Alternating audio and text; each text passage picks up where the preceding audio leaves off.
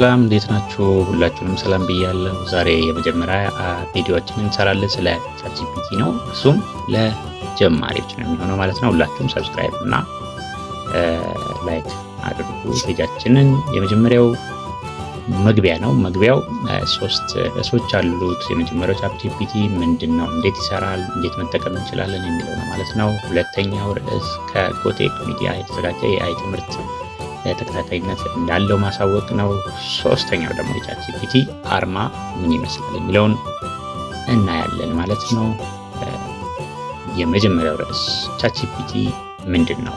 ያው ብዙ ጊዜ ቻትጂፒቲ ምን እንደሆነ ልናውቅ እንችላለን። ከቲክቶክም ከዩቲዩብም ከተለያዩ የሶሻል ሚዲያ እንትኖች ይመጣልን ቻትጂፒቲ ማለት እንግዲህ በአርቲፊሻል ኢንቴሊጀንስ ወይም ደግሞ በኤአይ የሚሰራ የውይይት ረዳት ነው። ምን ይሰራል ብለን ብንጠይቅ ደግሞ ጥያቄዎችን መመለስ እንችላለን። ማንኛውንም ጥያቄዎች መመለስ የሚችል ነው። ሁለተኛው ደግሞ ጽሁፍ መጻፍ የሚችል ነው። የሆነ ርዕስ እንሰጠዋለን። በዛ ጉዳይ ላይ የተለያዩ ሀሳቦችን ያመቀ ጽሁፎችን ሊያዘጋጅልን ይችላል ማለት ነው። ሌላው ደግሞ ትርጉም ነው። ለምሳሌ ከአማርኛ ወደ እንግሊዝኛ፣ ከእንግሊዝኛ ወደ አማርኛ፣ ከተለያዩ ላንጉጆች ወደ ተለያዩ ላንጉጆች ትርጉም ሊተረጉምልን ይችላል። አንድ ወርድ ብቻ ሳይሆን ሁሉንም የጽሁፉን ሀሳብ ተርጉምልን ብለን ብንሰጠው የሚተረጉምልን ይሆናል ማለት ነው። ሌላው ሀሳብ ማመንጨት ነው። ለምሳሌ ዩቲዩበር ከሆናችሁ ወይም ደግሞ ሶሻል ሚዲያ ክሬተር ከሆናችሁ ስለዛ ሶሻል ሚዲያ ላይ ምን መልቀቅ እንዳለባችሁ ሀሳቦችን፣ ርዕሶችን እንዲሁም ደግሞ የተለያዩ ጉዳዮችን ሊሰጣችሁ የሚችል የኤአይ የውይይት ረዳት ነው ማለት ነው።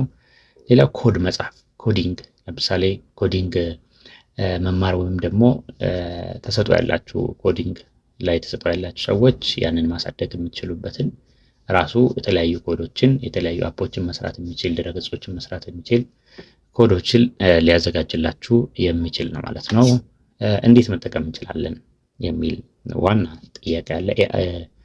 ቻትጂፒቲን እንዴት መጠቀም እንችላለን? 3 ደረጃዎች አሉት።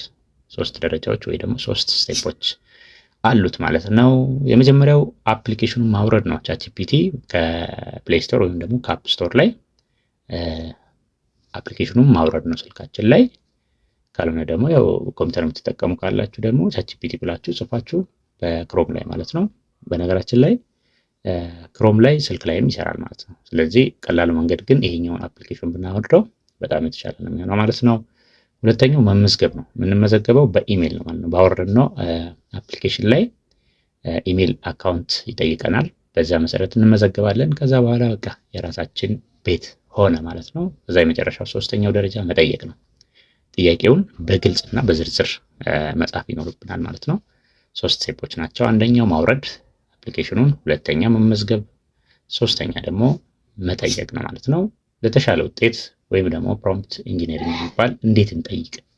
አወረድ ነው፣ ተመዘገብን፣ ከዛ አሁን ጥያቄ ልንጠይቅ ነው። ስለዚህ ጥያቄዎቻችን ለሚመጡልን መልሶች በጣም ወሳኝ ናቸው ማለት ነው። ስለዚህ ሁላችንም የምንጠይቀውን ጥያቄ በጣም በቀላልና ዝርዝር በሆነ መንገድ ወይ ደግሞ ግልጽ በሆነ መንገድ መጠየቅ ይኖርብናል። ለምሳሌ አጭር ጥያቄ የዩቲዩብ ርዕስ ስጠኝ ብለን ብንሰጠው ውጤቱ ውስን ሊሆን ይችላል። የዩቲዩብ ርዕስ ስጠኝ የሚለው ጥያቄ ብንጠይቀው ውስን መልሶችን ብቻ ሊመልስልን ይችላል። ግን ደግሞ ዝርዝር ባለመልኩ እንዲሁም ደግሞ ግልጽ በሆነ መንገድ መጠየቅ ይኖርብናል። ለምሳሌ በኤአይ እና ቴክኖሎጂ ላይ በአማርኛ ተመልካቾች 10 ሳቢ የዩቲዩብ ርዕሶችን አዘጋጅልኝ ብንለው ይሄ በጣም የተሻለ ውጤት ሊሰጠን ይችላል ማለት ነው። የዩቲዩብ ርዕስ ስጠኝ ከማለት ይልቅ ዘርዘር አድርገን የዩቲዩብ ርዕስ ምን አይነት በኤአይ እና በቴክኖሎጂ ላይ ጉዳዩን ማለት ነው ርዕሱን መናገር ይጠበቅብናል ማለት ነው። በኤአይ እና ቴክኖሎጂ ላይ ለአማርኛ ተመልካቾች 10 ሳቢ የሆኑ የዩቲዩብ ርዕሶችን አዘጋጅልኝ ብለን ብንጠይቀው 10 ያመጣልናል። በዛውም ደግሞ በኤአይ እና በቴክኖሎጂ ላይ ያተኮረ በዛ ላይ ደግሞ በአማርኛ ቋንቋ ለሚመለከቱ ተመልካቾቻችን የሚዘጋጅ አድርጎ ያመጣልናል ማለት ነው። 3ኛው ጠቃሚ ምክር ደግሞ ጥያቄውን በዝርዝር መጻፍ የተሻለ ውጤት ያስገኛል። ቅድም እንዳልነው ማለት ነው። በጣም በዝርዝር መጻፍ ይጠበቅብናል ማለት ነው። ወደ ቀጣይ እንሄዳለን። ቻትጂፒቲ በምን ሊረዳን ይችላል?